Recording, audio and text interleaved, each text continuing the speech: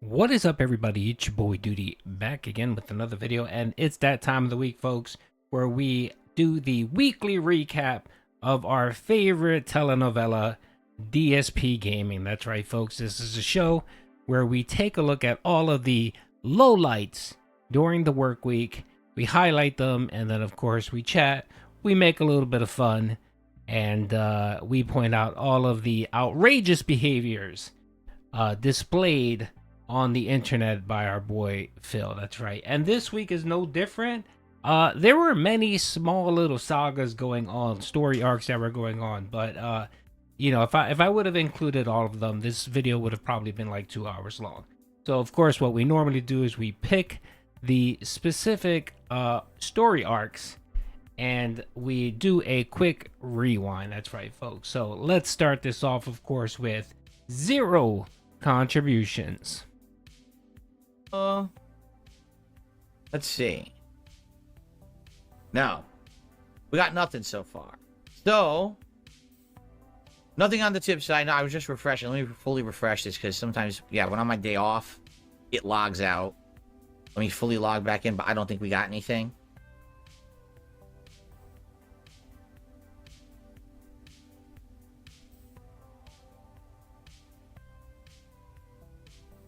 Nope.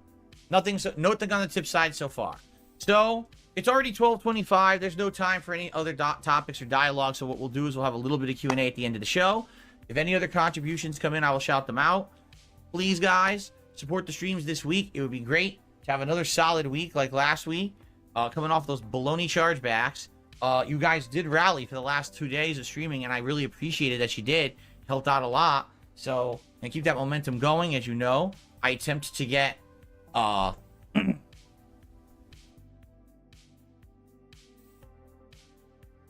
That's right, folks. Zero contributions for our boy Phil, and that didn't happen once. That actually happened twice during the work week, where our boy Phil managed to get 0 tips during the podcast, which is a rarity. And I don't think that's ever happened. I mean, as long as I've been following DSP, it's never happened. DSP, 1 Minute Man, aka Planet Jeff, aka Linda Brunel, aka whoever the hell 1 Minute Man is, has been donating every single day for the last, what, 5-6 years? So, you know, before it became the Level 1 podcast, before it became the pre-stream podcast, before it became even a podcast in general, Phil's received contributions. And this week saw a milestone where our boy Phil received zero contributions during the podcast. And again, folks, that's what happens when, you know, you rely on whales, you know, a handful of whales to prop up your channel. Now, he lost 1 Minute Man. The only one really left of significance is OIC. What will Phil eventually do to piss off OIC, where OIC will just rage quit Phil and move on to another content creator? Maybe, just maybe, we'll see that happen this season, folks. Let's keep going. The next one, of course, is the Streetfighter Salt. Scrub.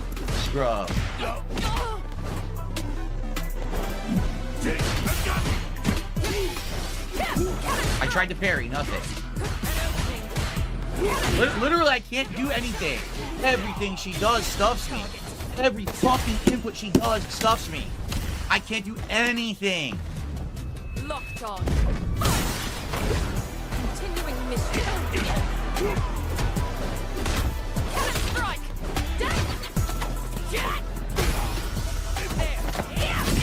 I can't do anything. There's no skill. Every single fucking scrub bitch Cammy plays exactly the same pattern. And you can't stop the pattern with saying can't do anything.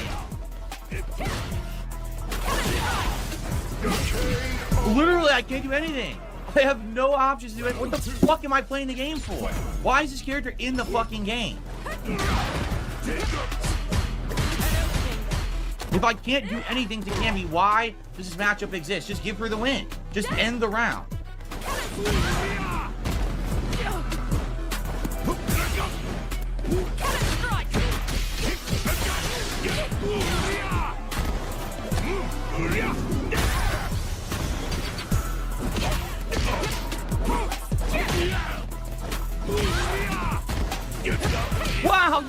It stuffs my meaty.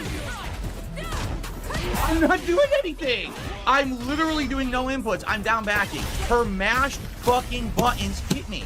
Literally walking forward, mashing the pattern. Hits the net code, and I can't block. I don't fucking. I really. Why am I playing with Zangy? Why am I bothering? That's right, folks. The Geefster, the Geef Queef, ended up getting his ass beat all week, and the Streetfighter saw happen 3 times this past week. It was delicious. Yeah, he's really struggling. Cammy just seemed to come in and put a beating on his ass. And it's not just Cammy. He lost to a bunch of Kens. He lost to a bunch of fucking Marisas. And he even lost to Dalsim. And of course, he says Marisa, Dalsim, Geef, and Lily are low-tier players. And yet he can't even beat them.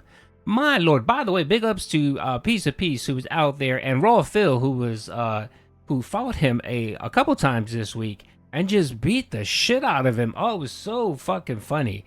And big ups to all of the LARPers and the detractors out there who play Street Fighter and go in and put a beating on Phil, especially with Cammy. Cammy is the new Ken. Remember when Ken was just too OP and Phil couldn't beat Ken and he wanted Ken out of Street Fighter? Well, Cammy has become the new Ken, and it just brings nothing but delicious salt. And don't forget, tonight is fight night, Friday night fight night. So we'll see some more Street Fighter and probably some more Geef Queef get his ass beat, man. Street Fighter, you know, it's been a year, and you get kind of tired of watching his Street Fighter streams. But when his ass gets beaten and handed to him during these streams, and detractors come out and just bombard his chat, it's a thing of magic. It's just fucking beautiful. Now the next one, folks, of course, which kind of started off, which led, the Street Fighter drama led into the FGC Salt. Now our boy Phil decided this week that he wanted to retcon his time during the FGC, and of course his time during the SRK forums and all of the drama. I think Phil is getting worried that June the King's documentary, and big ups to all, he actually made a really good point on this, is that Phil is getting worried that June the King is going to really do a deep dive in Phil's SRK and FGC fighting days, and he's going to highlight Phil being an utter fucking scumbag. And of course you have Phil here trying to retcon shit, talking about, oh, they altered my post and it's a lie, and pretty soon he's going to just come out and say there's a conspiracy. Tony Cannon and the FGC got together this year with June the King and conspired to troll Phil. That's right. They're all detractors. I mean, that's coming next, because the Cope and the retconning that's going on is unbelievable. So let's hear what Phil had to say. I'm sorry to say, they will massively overlook the shortcomings of a fighting game that's relatively new because they want their community to be hyped. All right?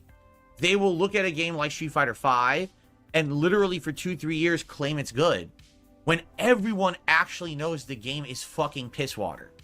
And then, after multiple rebalances, multiple season passes, multiple, iterations of you having to spend more money to buy the better version of the game, after like 5 seasons of the fucking game, at the end of its life cycle, the FGC will be like, oh yeah, Street Fighter V really was never good. It's good that Street Fighter 6 is coming out. It's like, wait, what? So you literally lied for 5 years so people would be hype about this shit game. And it's the same thing here with Street Fighter 6. Street Fighter 6 is way better than Street Fighter 5. I want to make that abundantly clear. The netcode, the gameplay mechanics. Actually, I would argue offline, this game is probably utterly superb. But this game online is piss. You cannot play this game competitively online at any capacity. This netcode allows for people to mash and win. It allows for people to mash out moves in between your combo and benefit. They can do super safe gameplay and you can't avoid it. You cannot react to shit online. You cannot, from mid-screen, jump a fireball online. What kind of a fighting game can you not jump over a fucking fireball? That's Street Fighter 6 online. But it looks pretty. Doesn't look like it's laggy. So it's good, right? No, it's bad. It's terrible. Why do I have a worse match when it says I'm at 15 milliseconds than when it says I'm at 40? Doesn't make any sense. That's the game. I love how he complains that people mash, jab, and they abuse the system and pattern play and all this, but yet he can't. Why can't he do it? I love how he complains that he only loses to Camis and top tier players, but then loses to Marisa, Lilies, Zangiefs, Dalcine. He loses. I just don't understand it, Phil. And this nonsense that he spews about the FGC community praising Street Fighter 5, and then literally a couple months right before Street Fighter 6 comes out, they start trashing it. I didn't hear anyone fucking say that. No one. And I've heard tons of criticism when Street Fighter 5 first came out. There were tons of FGC players and people that played the game that streamed it had legitimate complaints. But see, this is the thing. Unless you're calling it dog shit, calling the developers assholes, trashing Tony Cannon, in Phil's eyes, if you don't do that, then you're a shill. You're a shill. If you simply just come on and say, well, yeah, you know, the game's all right, the game's good, but it needs this and this and this change, or, you know, it would benefit them. No, to Phil, you're a fucking shill. You're a sellout, and you're praising the game. No, Phil, just because people don't act like children and assholes like yourself and want to shit on everybody, right, when they're critiquing the game, that doesn't mean that they're a fucking sellout, Phil. That just means, like, they have criticisms, they understand that nothing's fucking perfect, and it may take time to fix it. Anyway, the next one here is, of course, FallGout Wage Quit. Our boy Phil decided that because of one low supported stream, FallGout needed to be sent to Ban World. Come and watch the premieres of the playthroughs. They come and watch the later parts of the playthroughs. In general, people love that hype. But what has happened is that in the last couple of years, the big games coming out aren't good anymore. They deflate. They're disappointing. And the games that end up being great are indie darlings, but they only last a few weeks and then they die out in popularity. So what's ended up happening is all of gaming as a whole, the entire community, is now programmed to think everything is only interesting for a week or two. Then they're on to the next. Even if you're playing a lengthy game, you better rush and beat that game in 2 weeks. Because if you didn't, no one cares about it anymore. Don't want to see any more of it. Right? It's like, geez. So as a streamer or a content creator, how am I supposed to be able to play a game that's longer than, say, 20 hours? Right? Because now we're at the 14-hour point of Fallout 4. We're not even 2 weeks into playing it yet, and already there's a giant drop-off. And it's like, so how am I ever going to play a lengthy game again? If people have now been, again, programmed, or it's become commonplace to just think you play a game for a week or two, you drop it, because that's what indie games are. Indie games don't have substance. They're short, but that's fine. They can still be amazing gameplay experiences, but they're short because the studios are smaller. They don't have a big budget. They don't have a giant development team. So it's smaller, more digestible experiences that are still fun. That's great. But if everyone just thinks, dude, every game should be 1 week and then you go to the next, how do you ever retain an audience? How do you ever get interest in any game ever, right? It's especially the kind of games that I like to play. You guys know, a lot of these games that I play are longer experiences, narrative-based experiences. How do you get people coming back for that? If they're just going to say, it's been a week, on to the next. On to the next what? There's nothing else. There's literally nothing else right now. So what do you want? I don't know what you're asking for, right? I don't know how many times I have to say this, Phil, but maybe you're the fucking problem. Okay, let's quickly recap here what Phil had to say about games, no good games. This is what came out in 2023. Alan Wake 2, Baldur's Gate 3, Marvel Spider-Man 2, Resident Evil 4, Super Mario Bros. Wonder, The Legend of Zelda. Those are all games that came out last year that either won some awards, they Final Fantasy 16, Best Narrative, Best Art Direction, Hi-Fi Rush, Lies of P. Let's see what other games are out here that when Phil talks about their no fucking games. Dead Space, the remake, that was out. Resident Evil 4, that was out. These are all games that came out in 2023 that Phil played most of them. And how'd he do? Well, he didn't do that great. He didn't really make any money. He complained that they were too long, too much RPG, whatever the fuck. Maybe you need to look at yourself, Phil. Maybe you need to look. Now, I'll give you a little bit of leeway for 2024, because yeah, there really haven't been that many games for 2024. But you can't sit here and say that it's this is a pattern. It's been going on for years. No, it's not the case. And 2022, what do we have? God of War. We had a bunch of games for Hogwarts Legacy, I believe. We had a whole bunch of games. So 2022, 2023, jam-packed full of games. But yet again, because... Oh, and let's not forget Street Fighter. Street Fighter was 2023. But because Phil can't make any fucking money, he needs to say, games are shit. Who fucking told you, Phil, to play FallGout 4 versus playing Stellar Blade? Who? Because you're worried that the fucking dents are gonna make titty jokes and ass jokes and act like fucking children? That's the reason why you didn't play it? I'm pretty much sure it's because of your wife. Your fat wife is insecure and she doesn't allow you to play games with women in it. I completely understand that, Phil. But it's not the fucking game, Phil. It's you. It's you, Phil. You need to take a hard look at yourself and you need to make changes within yourself and your streaming style. If not, Phil, people are just going to move the fuck on to someone else. The next one, of course, is DSP or Doody versus DSP. About it, because that would be like smart. You understand? They always have to brag about what they're doing to hurt me, even if it's an outright crime. Now, don't worry, they'll never get prosecuted for it because they're anonymous on the internet, which is the only reason why they do this shit. They're pussies, okay? But yeah, they brag about it and talk about it all the time. They're just so dumb. All right? In this case, the reason I'm bringing it up is because they are actually planning more chargebacks and they are actively trying to hurt this channel by making it look like it's doing better than it is. So allow me to explain, okay? You may have noticed this last week already, we're 3 days into the streaming week, correct? You may have noticed that in the last few days, I've hit a bunch of tips goals, all right? Now, I'm not saying that that's abnormal or anything. Sometimes I hit tips goals around here, but I'll be honest, yes, yesterday, as I'm doing my React streaming day, which is the thing that I'm going to update you all on because it went pretty well, I'm wondering how it's going to go. And then all of a sudden, I start getting tips during the streams, some of which are people I recognize, some of which are people who are kind of newcomers from the last few weeks, but they've been a good part of the streams. And then I start getting tips that are completely anonymous. No name attached, no message attached, nothing.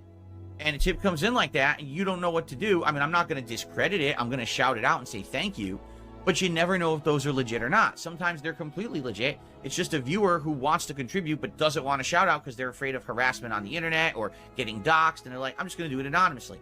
Perfectly fine. And I totally understand that. And I really appreciate that because that helps things a lot and it keeps you safe. But at the same time, you have to be skeptical, right? When you're getting those kind of contributions and you're like, I don't know if this is going to be real or not. You know, you count it, you shout it out, you say thanks, but you never know what's going to happen with the chargeback. So basically what's happening is this. If you haven't noticed the last few days, there's been a few days when I'm hitting either the $50 or $100 tips goals. And even to some extent, the other day I had the vest on and everything. It was like crazy over the top levels of support, right? So what's happening is these morons are now publicly saying they did this on purpose. They're coming to various streams and dropping a $20 tip here, a $30 tip here. Someone even said they did a $50 tip. And it's all anonymous, and they're planning on charging it back later. Now, you might say, well, I don't get it. Why would they even bother doing that? All it does is it makes it look like you're doing better, and you get perks, and everyone's happy. Well, here's what they're doing. They do it on purpose, because when it looks like I'm doing good on a stream, other people who are legit supporters might say, oh, okay, Phil's doing all right today, so I don't need to really contribute today. They'll come back later in the week and see if it's a slower stream, and I'll help them out there. In fact, no exaggeration, a fan actually wrote me an email and said that's exactly what happened this week. There was a stream where they were coming by and they actually liked the stream and they wanted to support, but they saw that I had already hit all the tips goals. They said, all right, you know, I'll hold off. I'll come back later in the week. And then come to find out, these detractor idiots are bragging publicly, oh yeah, I tipped on that stream and I'm going to just charge him back later in the week. So he would have gotten more, but we screw him over now. You see? So that's what they're doing. They're basically trying to make it look like I'm doing better than I am. So that way people are fooled and then they hit me on the back end. All right. Ah, yes, let's not forget the chargeback saga from last week. Well, that reared its ugly head this week when our boy Phil received an he received an email from a so-called supporter who, of course, if you watch Doody's content, you know, was just a lie, was a LARPer. A LARPer sending Phil an email, which he actually posted on Twitter, and he got Phil. He ended up tricking Phil, playing on Phil's paranoia. And again, I don't know how many times Doody has to say, Phil, you really have no fans. You have a couple dents, that's it. But the rest of the people that act like they're your friends, they're LARPers. It's the Cyrax effect. If you ever watch Cyrax, you will see that Cyrax has probably a couple hundred people on his streams, and they're all LARPers and detractors. You have the same condition here, Phil, and you failed to realize it. So you made yourself look like a fucking idiot going on stream and reading this email that you received from a fan who literally, after 10 minutes after you did it, posted the email on Twitter, making you look like a fucking fool. And you needed to sit there and act like the detractors were conspiring to get you, Phil. How fucking paranoid are you, man? And it's funny because it makes you think, are the chargebacks real? Or is Phil just using that shit to try to garner sympathy tips from the dents? It's very fucking interesting that this email Phil decided to read, because he doesn't read a lot of emails. He gets emails from people, from LARPers and so on, and he doesn't read many of them. But it's funny that anything that feeds his fucking narrative and feeds his paranoia, he'll read that shit pretty quickly. Anyway, Phil, I hope you enjoyed me making you look like a fucking idiot yet again.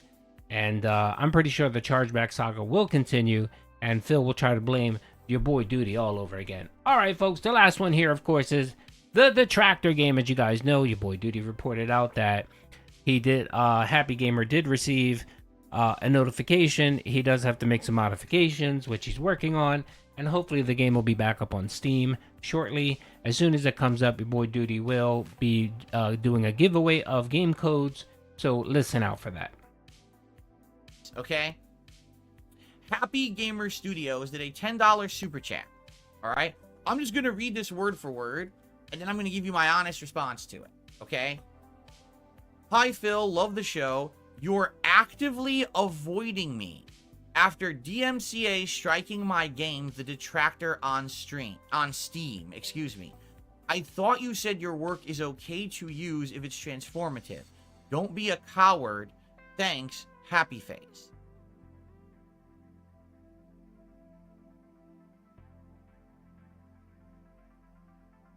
Oh my god. You fucking people. I swear to God, you fucking people never learn. Right? Have I not said 1 zillion times on this show and in my content, I want nothing to do with you, your content, your trolling, your bullshit, whatever it may be. I don't want to be pulled into your vortex of nonsense, okay? I have nothing to do with anything you're talking about. Zero. Nothing to do with it whatsoever. What I've seen is there's people coming on in the last week saying there's a game that you're in, and it's a detractor game. And what do you think about that? I don't care. I ignore it. I have nothing to fucking do with it. I have more things to do in my life. I'm so busy. I don't have time to worry about your dumb shit. You are the least important thing to me on this fucking planet. I don't want to know about what so-and-so said in a video, what documentary is coming out, what video game that makes fun of me is coming out. No one with a brain fucking cares. It's the same circle-jerking, mouth-drooling, mentally challenged group of people who like that shit. No one who's normal and has an actual life outside of sitting in front of their fucking computers all day cares about that shit. Do you understand me? So I want nothing to do with it. Alrighty, we have here a nice segment of Phil for about 15 minutes ranting and raving about the Detractor Game. Yeah, sure, Phil, you don't know anything about it. I'm sure you don't. Just like you don't know anything about it being DMCA takedown. Funny how you knew about it, and yet tries to claim you knew nothing about it. Just like Phil's fucking playbook. And if it wasn't Phil, it was one of his fucking dents that actually submitted it. And I know that I'm pretty positive people don't do shit without Phil's blessing. We know Phil has said over and over again he's never struck channels, and yet we have fucking proof from his own dashboard that he struck Raw Phil, he struck DD, Dark Dave's Mirror, and he struck Super Craze.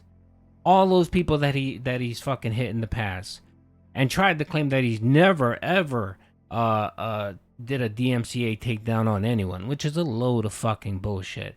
But anyway, the good news here is that the game is actually being slightly tweaked, and it should be up eventually. And my understanding is it's going to be available on Apple soon, and then the Google Play is full for now, but that's going to be expanding pretty soon, and it's pretty fucking hype. So don't worry, folks. When it comes out, we're going to do a re-release, and we're going to be giving out some more game codes, and the hype is going to just be crazy for it. So don't worry, folks. So anyway, that's it. That's the weekly wrap-up of DSP TV. Let's see what else this week we have in store for us. By the way, the writers for season 16 have just been fucking fire. They've been fire, on point. These story arcs are just amazing. So stay tuned for what may happen in the future. Anyway, hope you guys enjoyed the video. Peace out.